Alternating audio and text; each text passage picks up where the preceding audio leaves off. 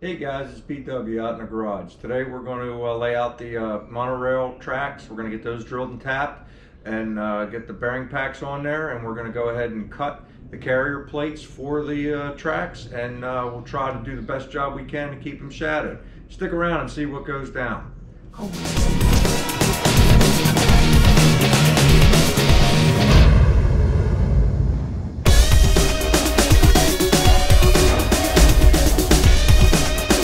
Okay, the first thing we did to lay this out, I found the center of the bar right there, and I put a little mark, and then I took the square,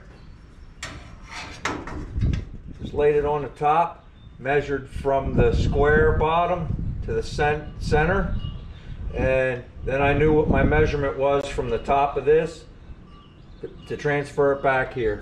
And we just simply put the square in, and voila, we laid it out. So we got a nice straight line on towards the bottom of the frame rail, and that's where we're going to go and where we're going to start. So let me go get the tracks, and we'll get them clamped on there, and we'll get ready to start drilling and tapping. All right, I popped 2 holes in there. We're going to tap them out with 1/4 28s. Nice fine thread, and we'll get those 2 in. We'll make sure that the track's still okay. Then we'll dimple the other holes, and we'll get the rest of them drilled and tapped in. So bear with me for a second.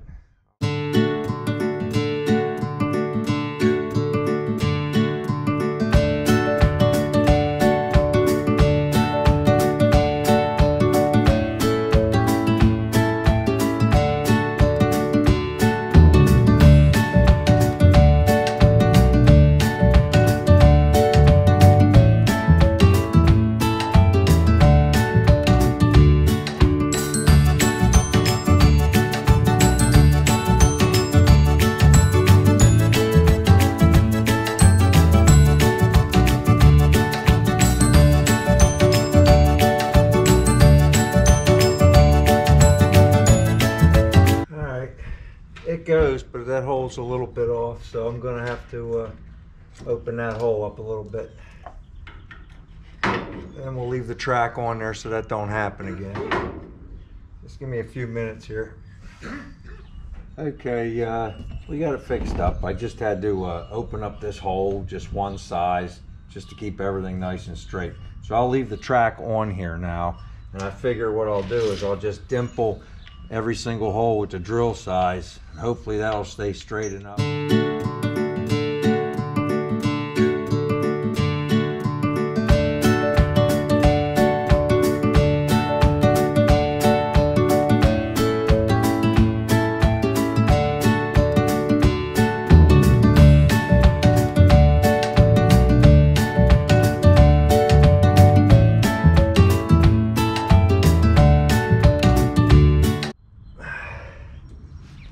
Alright guys, that worked out great. You saw what I did. I dimpled the holes with the correct size of the track, and it kept my smaller bit centered so that I was able to drill and tap those 4. Going to do the same thing for these last 2, and then we'll move on to the other side.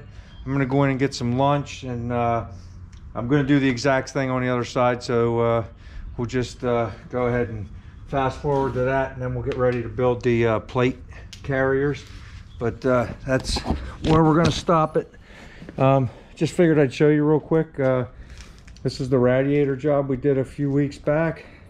I'm going to put a link in the top of the video back to that for anybody who didn't see it, but I figured while I had the hood off and the front open, let everybody have a real good look at it and how clean of a job it turned out. And if you'd like to see how I did it, just click on the information tab up top. All right. Okay, we're back out here in the garage. We got the tracks and the bearing packs mounted. Let me show those to you real quick, and then we'll get these traveler plates, carrier plates cut. I pulled that piece of 3/16 steel down out of from behind the bench over there. Man, that thing's heavy. I didn't even try to lift it up on a table. I just put it on some blocks. We'll get that cut in a minute. But yeah, we got the bearings on. They slide real nice. So we'll put the carrier plate. Looks like we got about 10 inches of travel. More than enough. I don't think we need that much. We'll see. Both sides done. Everything looks great. Like I said, the slide's nice. Just make our carrier plates and we'll be ready. We got to put some kind of stop on the end of the track, obviously, or we don't want it to roll and off the edge. But we're not going to do that just yet. I got to figure out exactly how much forward I got to go before I want to put the stops. And for the stops, I'm simply just going to weld 4. 1, 2, 3, 4. You know, 2 on each, top and bottom on each side, and that should be plenty to stop it forward.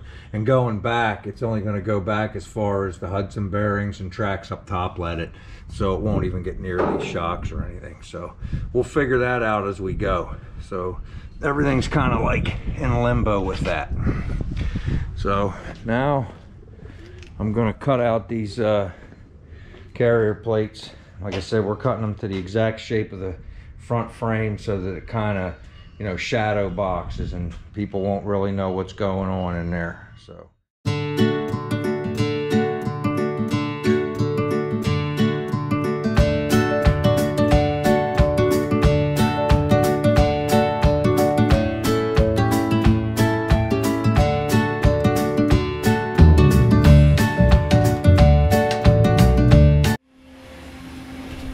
okay, guys, you see we got them cut out.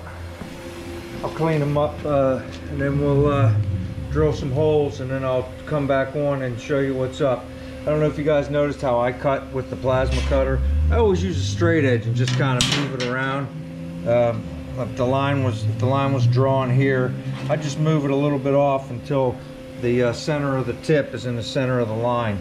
So I try to straight edge everything the best I can. It makes for a really nice clean cut and minimal cleanup. I mean, I'll just run a, let's see here, there's just a little bit of scale that always builds on the one side, because this is only a 110 machine. I mean, it's at maximum capacity. But if I just take a chisel and just tap it, I don't even need a hammer, that'll all come off. And then I'll just dust it off with a grinder. We'll pop our holes in it, and then we'll see how they fit.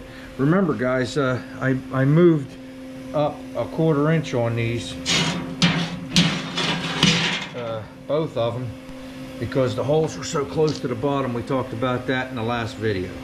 All right, so that's what we got.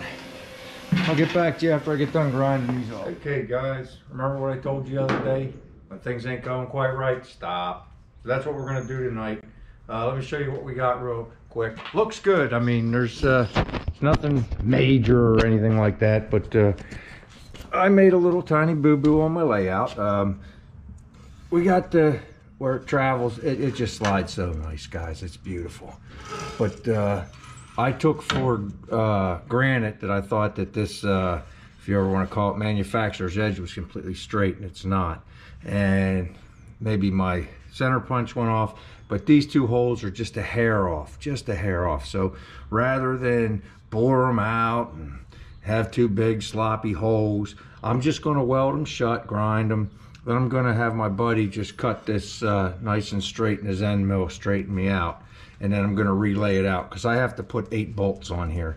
And I don't want to be fighting things. I don't want no bolt bind or anything like that. So we're going to do the right thing and just stop for this evening. And I'll make this my first priority on midweek update, just to show you. The only thing I'm going to do is lay them out, drill them, and paint them, and put them back on. But as you can see, they slide great. I mean, they're just really, really nice. They're going to work out wonderful. And if you stand back and look, when they're painted, they're going to just look like the frame. Nobody's ever going to know the difference. Beautiful, beautiful, beautiful. I'm very happy with it. So that's what we're going to do. I will have a video out for you guys midweek on something. I'll get this finished up. Maybe we can get that bracket on that hood. We'll see how it goes. But in the meantime, don't forget to hit the subscribe button. Hit the bell if you want to catch some videos when I first put them out. I appreciate everybody's support, and I'll see you next time.